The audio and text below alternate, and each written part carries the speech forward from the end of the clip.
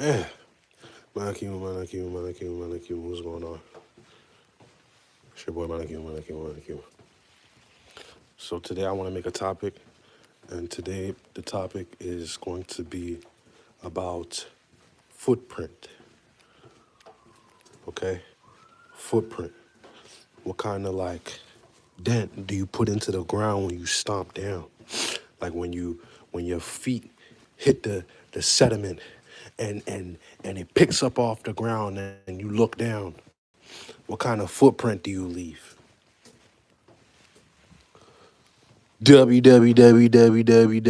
the chat. W's in the chat for Pepsi Cola.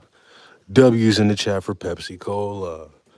Again, put a W in the chat for Pepsi Cola. So, what kind of footprint do you leave when you're walking in this reality, right? So now, I wanna talk about this real quick, right? Impact is what we all care about in this world. When you think about it, legacy. How do people speak about you, or how would people speak about you if you lived your last day on earth and you had to leave the realm? You know what I mean? How would people speak on you? How would they talk about you? How would they remember you? What would they say about you, your courage, and all that? Like, you know, how would they rep you? And a lot of times, more than none, that come with how you carry shit in life on a day to day. Because a lot of people, we're not present in the day to day. We might be present for certain like moments or like important moments, but a lot of us, we move on autopilot. Autopilot is very much a real thing when it come down to like how people carry life, I'll say. But in my opinion, to leave a lasting footprint, to leave like a good mark, right? One, you gotta have big ass shoes like me. Size 13 all over your face. Hooah! You know what I'm saying? That will help you leave a big footprint. You gotta have big feet. You gotta be a stomper. Then when you start stomping on shit, it don't make sense. But anyway, the way you can at least have a positive impact on individuals on a day to day or even in real life, it come down to how focused you are in the moment. Like bring yourself down. And I'll say this, right? When I didn't think as much about like the moment in the now, I would say I was less I was less anxious.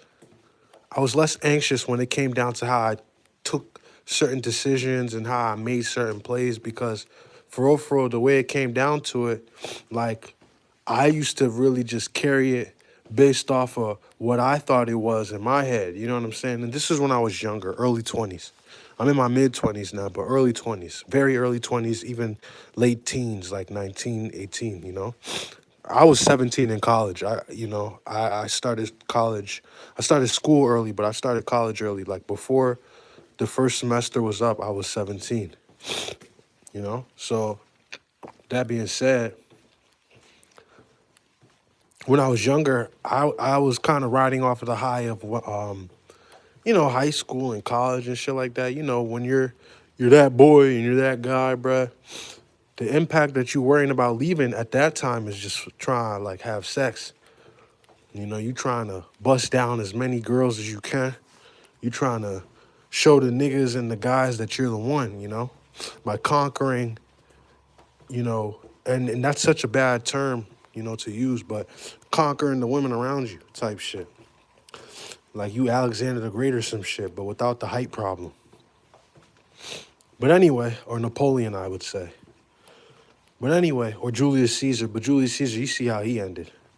They had snakes in the grass right next to him. He didn't cut it.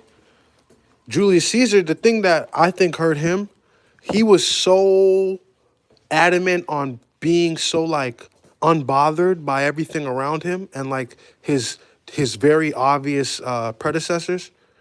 I think that was the right word. Like the people that were against him. But he like I was watching a video and they were kind of talking about how his strengths were just that like he never reacted in front of people. Like if anything, he was just a very like indifferent, and he's not going to show you the response in the moment. He'll show you based on his actions, you know? So Julius Caesar, I think his problem was he was too laid back, and that's what led to his ultimate demise, him getting stabbed up by his parliament. The niggas he hired or the niggas that were under him all ganged up on him to finish him. But 9 times out of 10, if something like that happened, bruh, you either doing the right thing or you were a dickhead, like you were an asshole. Anyway, at the time, I was focused on conquering, you know, the Jones. And I'll say this now, in my mid 20s, I done lived life. I done gained a lot. I done lost, not everything, but damn near everything. Like, the older you get to really see how serious life get, not just for you, but for those around you. You get to see like where it is that you can either be of help or of use, or you could just be anything like indifferent or a non-factor, if that makes sense. But it all comes down to how you see the day to day. The day to day is what really matters, bro. And the day to day, you can't fix that or you can't become present in that until you become comfortable with whatever it is that your reality is. And when I say become comfortable, it doesn't mean you have to accept it. For me, I'm in a tough reality right now. Very uncertain, don't know what's going on, no control, just not having my way. Having my way, but I'll get like a small win every now and then. And then most of them are like kind of like, I get a lot of losses basically. But I take losses as lessons. I'm saying all that to say, when it comes down to it though, how you view the current situation and how you view your current reality, it will depend on if you will work your way out of it or if you will just stay there. I'm still learning what I do in those moments, you know, because I haven't lost as much as this before. Like I've lost things in life. You know, I've lost opportunities. I've lost people. I've lost things in life. But for the most part, I always like it was I didn't really care, you know, because you know I always saw it as like I'm him. Like so, whatever it is that I lost, I'm gonna get that shit back tenfold, and I still feel like that. But what I'm trying to say is tap in with what you feel in the moment, but at the same time, don't become attached to beating every moment either. Like, don't be attached to like having the best outcome each time. Sometimes just be present and just let it be, let it flow. And you don't always have to say things. You don't always have to be the loudest. Sometimes you could just chill and let shit play out how it's supposed to play out. And maybe that's what you being quiet. Maybe that's what you reacting and talking more, you know? It all depends, but it comes down to at the end of the day, you being okay with whatever it is your reality is in the moment. Now, coming back to footprint, right? When a bear put its foot down, and you as a human, you're in that same jungle, and you look down and you see something that looked like a bear footprint, right? I put my foot in the bear footprint. My feet are gonna look just as big as the bear. I can't even lie to you. Yeah, they call me yeah. But as far as a normal human being, like a regular, you know, you see a bear thing, and you're gonna be scared. You're gonna be like, yo, that's a bear thing. Like that's a bear footprint, and like I can't fuck with a bear, so I gotta get on point, you know. And a nigga like me, I'm gonna see the bear, and if you see me fighting the bear, you gotta help the bear. Nah, really. Just kidding. Nah, for real.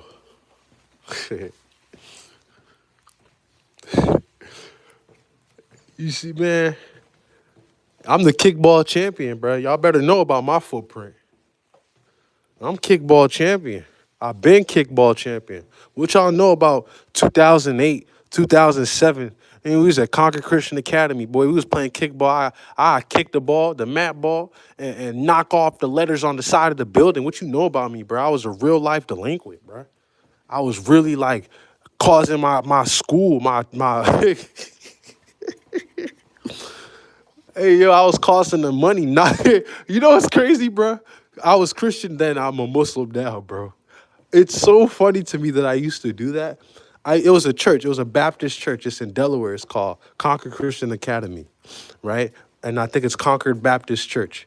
The funny thing is, right?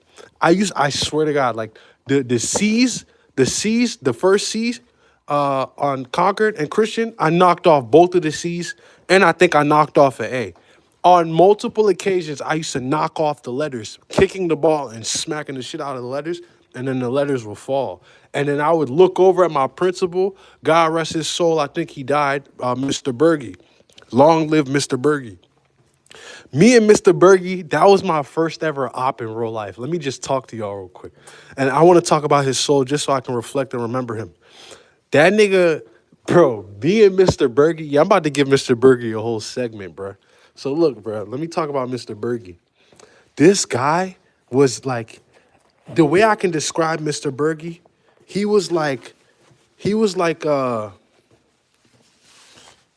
was a older white man, but like, he just had motion. You know what I mean? He had motion.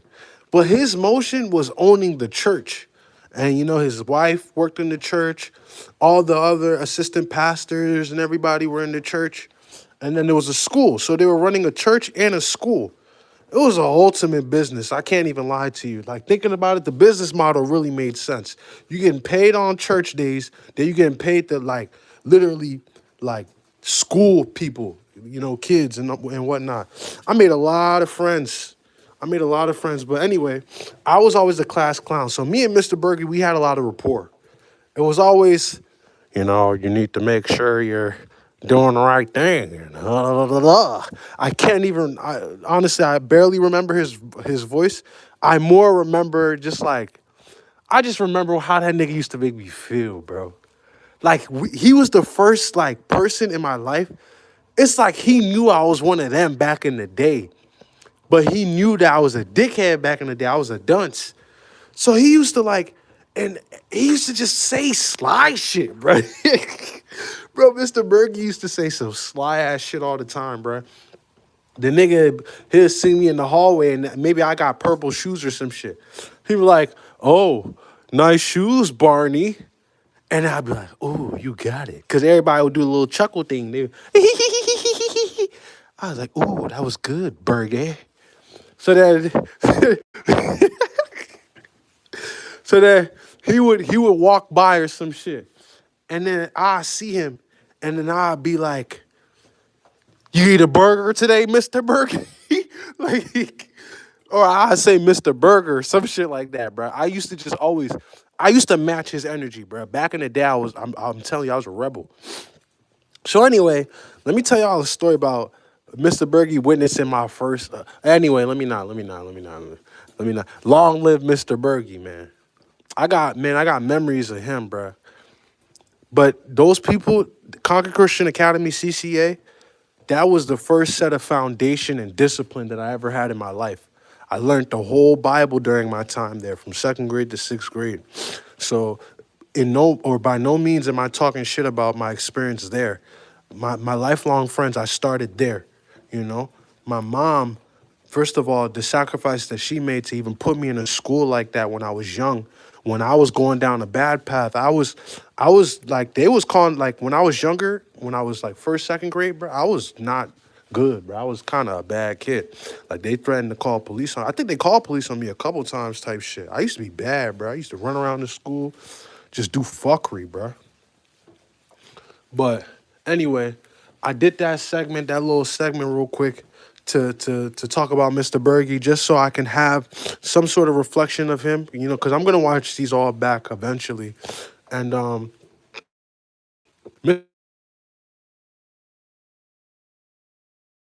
Mr. Berge, even though we didn't like, I'm sure it wasn't real beef. Like the nigga, I'm sure the nigga wasn't like, fuck that nigga Hakeem on his deathbed. Like, I don't think he was on that type tip. Like, it wasn't like that. But I just wish I got to see the nigga and just tell him how much he meant to me before I, you know? So the way I can like make a kid coming in, and he's like, oh, my grandma just hit me. All right, I gotta go, yo. My grandma said call her. Yo. I'm gonna hit y'all.